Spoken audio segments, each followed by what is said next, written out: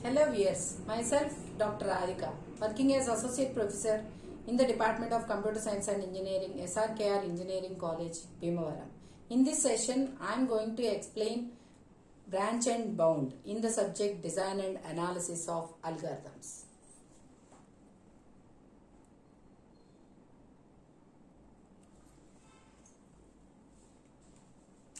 So now we are going to discuss branch and bound.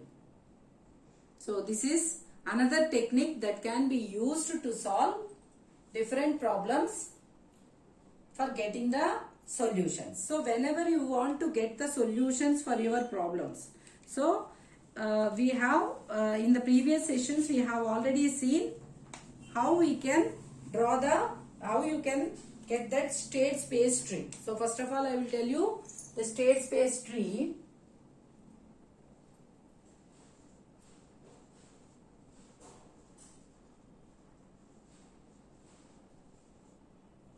So state space tree. So here if you consider the state space tree, so here we have two different types of formulation. What are those two different types of formulation? One we called it as variable tuple formulation and another one we called it as fixed tuple formulation. So fixed tuple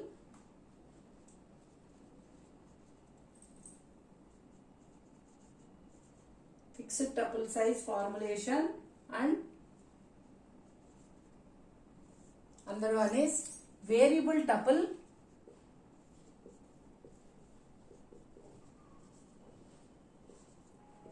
size formulation. So what is the difference between these two means? Here you will have the solution vector in the same size with 0 or 1. 1 indicates that it is true. 0 means it is false. So that means, for example, if you take your knapsack problem, if the number of objects in your the number of objects are 4, then your solution vector will be something like x1, x2, x3, x4. So that means you will have the 4 objects values as either zeros or ones like this. So, but suppose if you take the variable tuple form, suppose here if you have considered only the x1 and x4, so then what will be the solution vector for variable tuple form? It will be x1 comma, only you have considered x4. So that means here the object x1, that is the object x1 is considered and another one is the object x4 is considered. So suppose if you have considered, suppose if you consider the solution vector as 1 1 0 0 or 1 1 0 1. So then this will be given in variable tuple form as x1, x2 and the last one you have considered is x4. So this becomes the solution vector in variable tuple form. So this is how you can give the solution vector using the state space tree in different formulation. That is, one is fixed tuple formulation and another one is variable tuple formulation. So first of all we will see all the technical terms related to this state space tree.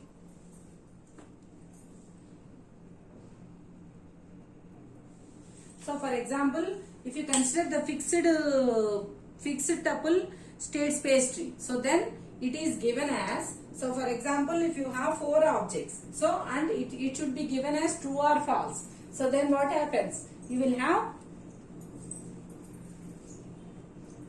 so that is, for example if you consider 1, so then, so for the first object the decision can be either true or false. That indicates that x1 is equal to 1 and x1 is equal to 0, like this. So then you will get 2 nodes, that is 2 3. So like this. Now here this level indicates first object, this level indicates what? It indicates the next level, that is your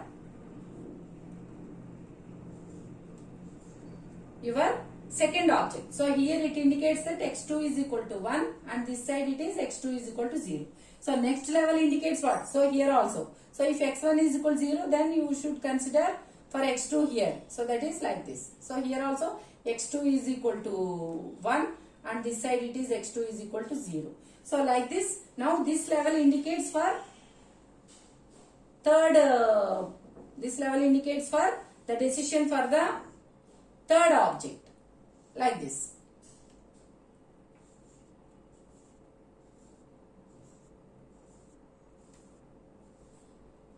So here it indicates that this is for x3. So this side it is 1 and this side 0. 1, 0, 1, 0, 1, 0. Similarly, for the next level will be for x4. So for x4 also, you will have the decision at this level, and this is how you can give for x4 decision.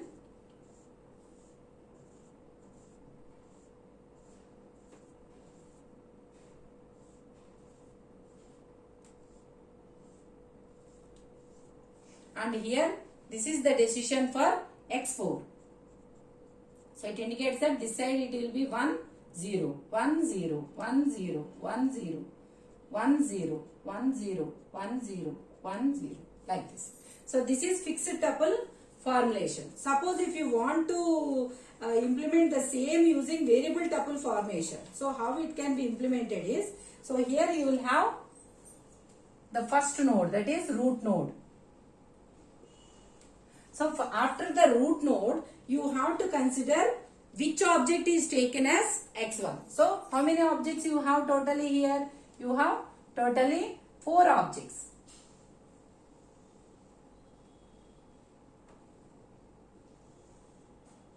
Totally here you have 4 objects. So that means what does this 2 indicate is, suppose if you taken the first object as 1 and this 3 indicates, suppose if you have taken the first object as 2 and this 4 indicates, suppose if you have taken x1 as 3 and this indicates x1 as 4.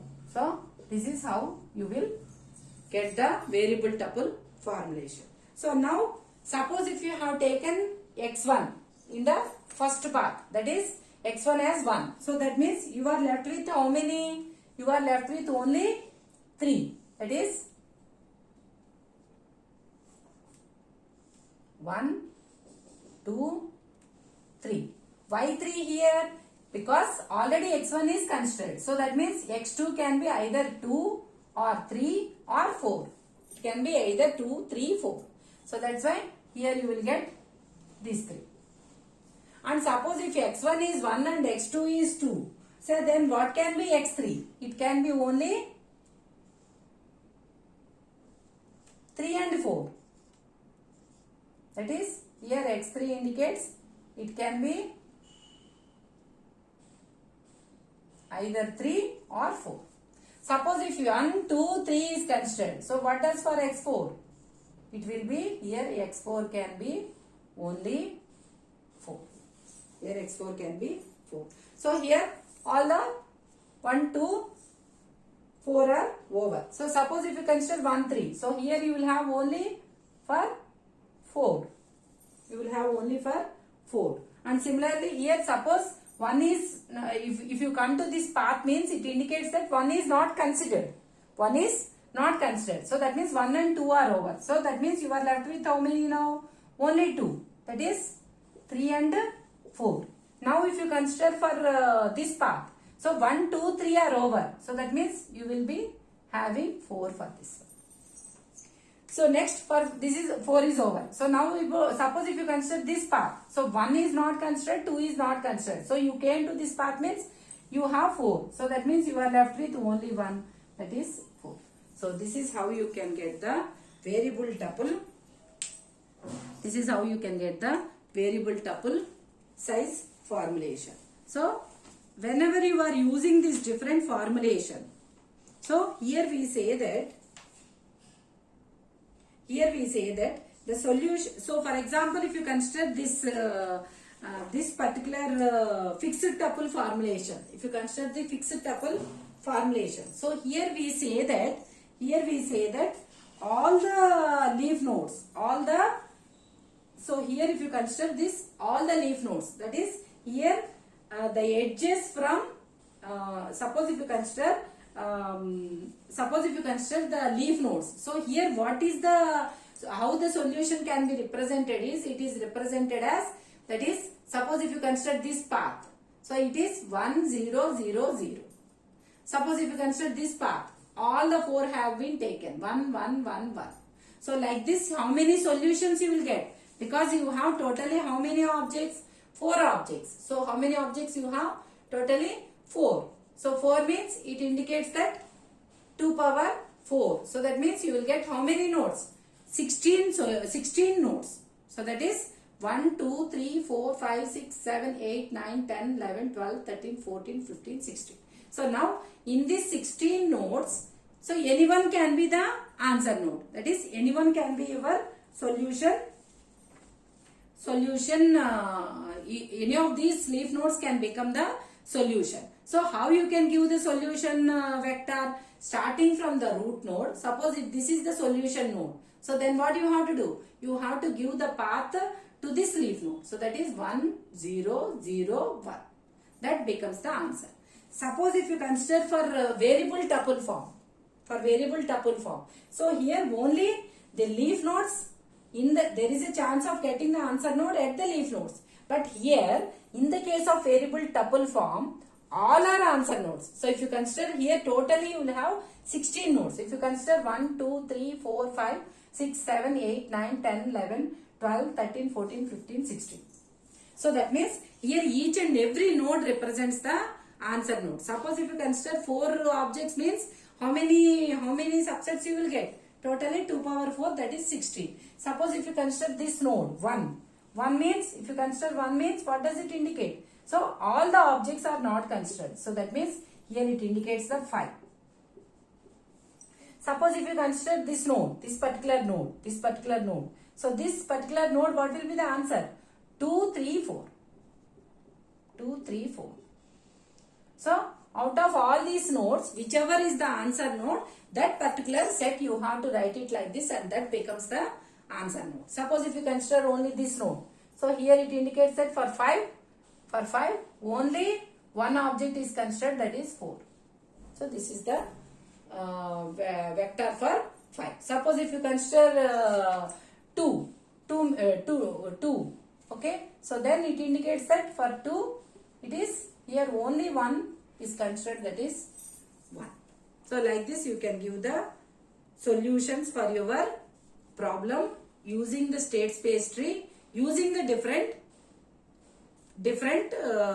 fixed tuple form and variable tuple form.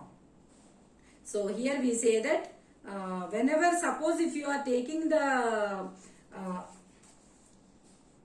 suppose here the solution space is defined by all paths from the root node to any node. From root node to any node is considered as the solution space. So we say it as solution space. So that means anything can be a solution space. So solution space means it is from the root node to any node. So here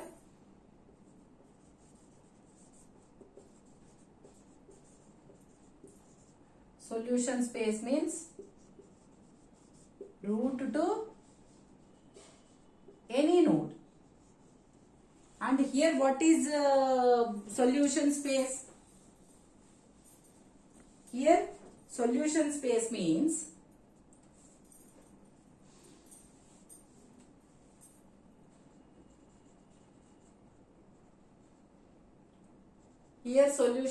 means it is from root to any leaf node.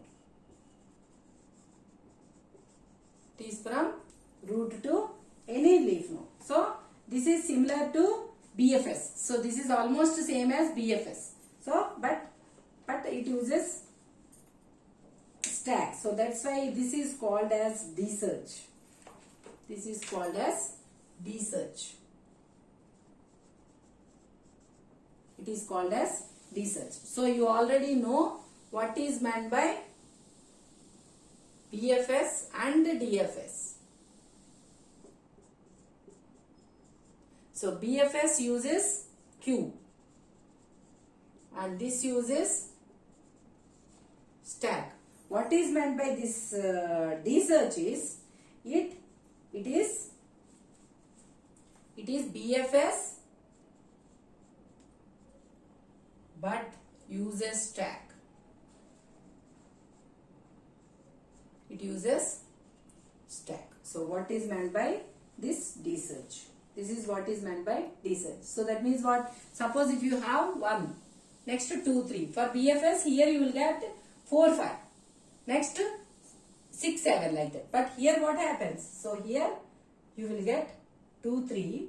Next you will get which node will be extracted next? This node will be extracted. So that's why here you will get 4, 5. Next this will be, that means it will be, it uses BFS but uses stack. So next you will get out of this 4, 5, next this will be extracted next. So next what happens? This becomes 6, 7. Next this becomes 8, 9. Like this, so on. So this is how the D search will perform. So here we say that each node in this tree defines a problem state. Here each node in this tree, we say that it is defining a problem state, and all the paths from the root nodes to the other nodes defines the state space of the problem. So the solution states are those problem states S for which the path from the root to the S defines a tuple in the solution space. So here we say that the answer states are those solution states S for which the path from the root to S defines the tuple that is a member of set of solutions, that is whichever it satisfies the implicit constraints of the problem. So this tree organization of solution space is referred to as the state space tree. So that means out of all these solutions we will consider only some solutions as the feasible solutions. Why we are considering only some as feasible solutions? Because whichever those satisfies the implicit constraints of that particular problem, only those will become the solutions for your, so those will become the answers for your problem. So this is how you can get the state space tree. So in trees again we have static trees and dynamic trees. So here we say that we have static trees and dynamic trees. We have static trees and dynamic trees. So static trees means these are independent of the problem instance being solved. So what is meant by static trees? These are independent of the problem instance being solved. What is meant by this dynamic trees is tree organization that are problem instance dependent. These are problem instance dependent. So we have two different types of trees. So those are static trees and dynamic trees. So and also we will see what is meant by the different nodes.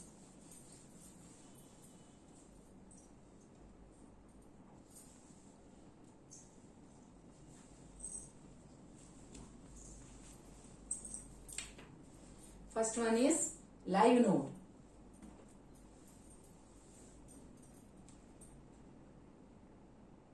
What is meant by a live node?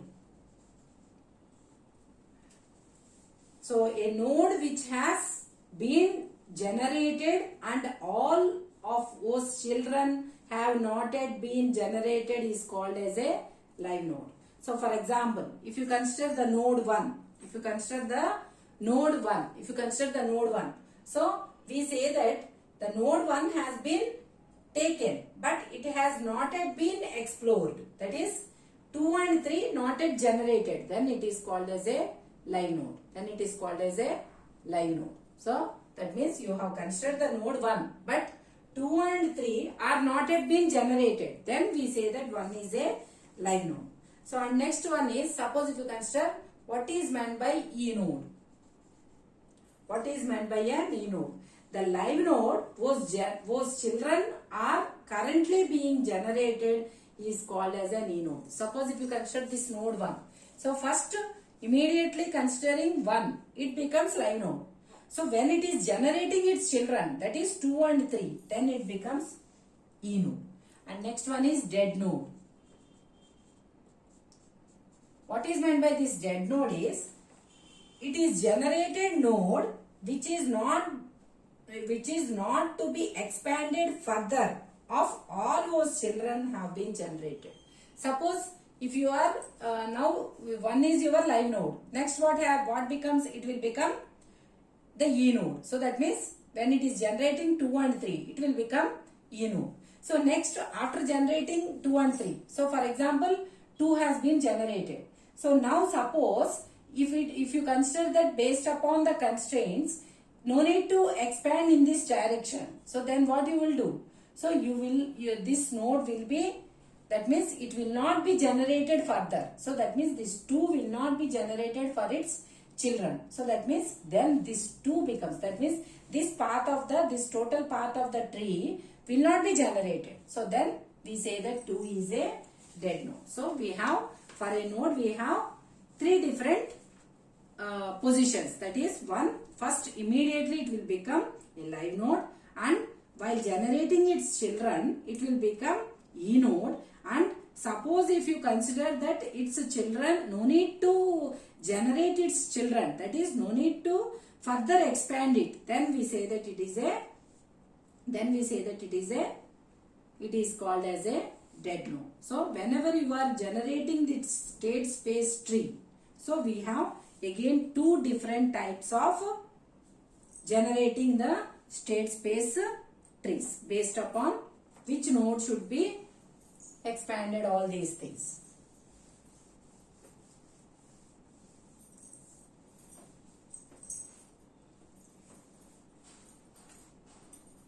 So we have 2 methods.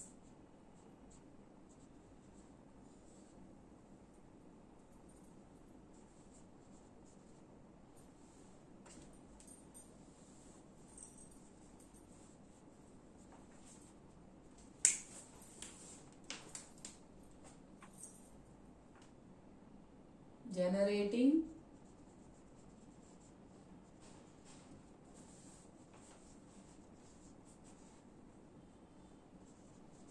state space tree. Generating state space tree. So one is called as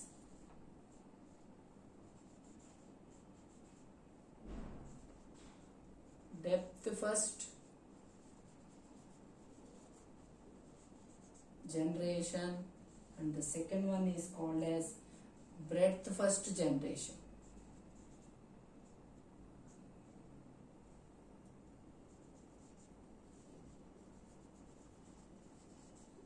Depth first generation and breadth first generation. So first of all, what is meant by this depth first generation? What is meant by this depth first generation? Suppose if you consider some R. Suppose if you consider some R as a node. So and this R has the children C dash, and this will have some subtree and this will have some subtree. Suppose if R is an E node, and the moment the first child is generated, that is the first child C is generated, then C becomes E node. Here C becomes E node, and then R is suspended here. R is suspended, and after the whole tree of C has been generated, then after that R node becomes again E node and then generates the second child C dash. That is called as depth first generation. So now you have started R. So now first R becomes the live node. So after becoming live node, it will become E node while generating the children. Now suppose if C is generated. So after C is generated, this R will be suspended. It will be suspended. So that means it will stop there. But next this becomes the live node, and also Next this becomes the E node and this total process will be completed for this C. And then again this after completion of this total C, then again R becomes E node and then again it will generate C dash. And after generating C dash, so its process is over. So now again this C dash will become, and this process is called as depth first generation.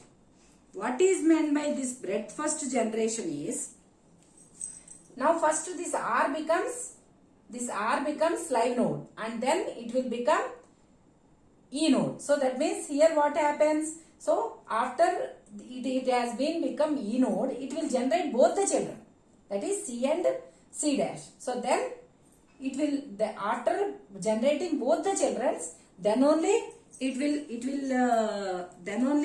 that means in breadth first generation, a node remains in E node until it is dead. So here what is the difference is, so you can say it as, so this is almost the same as DFS and this is almost the same as BFS, but here you should understand where the node becomes live node and where the node becomes E node and where the node becomes dead node. In the case of depth first search, first it will become, R will become live node and next it will become E node and then it will generate C and this total C, and afterwards this will be suspended. That means it has not yet been dead. So this C becomes again live node and it will become E node and this process continues. After the completion of the total C only, again it will become E node.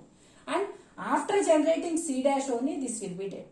But in the case of breadth first generation, this will become live node and next it will become E node. Until when? So it will generate both the children, that is C and C dash. So after completing both the children generation, then that means it will be E node.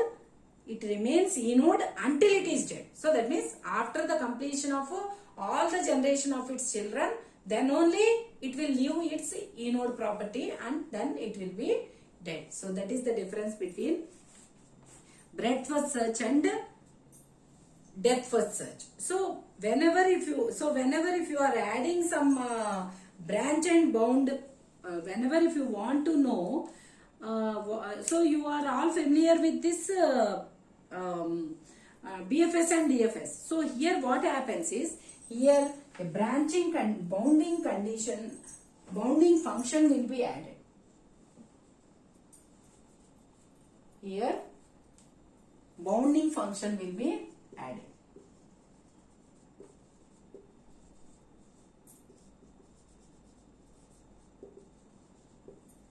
What is this bounding function is, in both methods bounding functions are used to kill live nodes. This bounding function is used to kill live nodes. It is used to kill the live nodes without generating all their children. So it leads to at least one answer node or all the answer nodes. So this is like this. The bounding function is used for killing the live nodes. So that means, suppose if you are going in some path, suppose if you are going in this path, so if it is waste, so that means it is useless or useful, that will be decided by this bounding function. So if it is useless means, then what you will do? For example, here you will check the bounding function. Here if you consider that it is useless in going this path, so then what you will do? You will kill this node, that is you will kill this live node. So then what happens? You are saving so much of time. You are not evaluating all these nodes. So that's why for that one you will use the bounding function. So the depth first search generation with bounding function. Depth first search with bounding function, it is called as backtracking.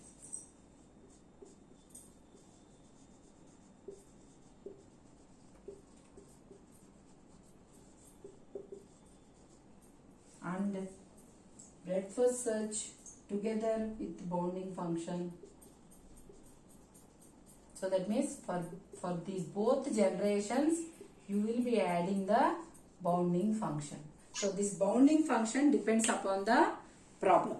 So now if you add this bounding function to both means, so this is called as the depth first search generation with bounding function is called as backtracking.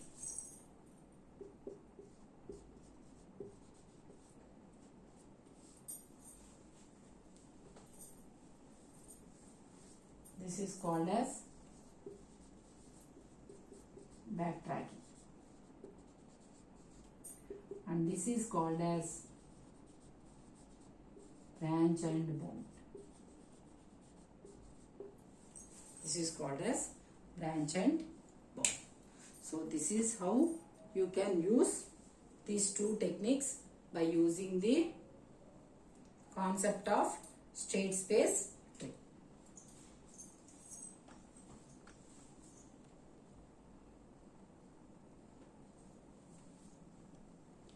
If you like my video, please like, share and subscribe to our channel.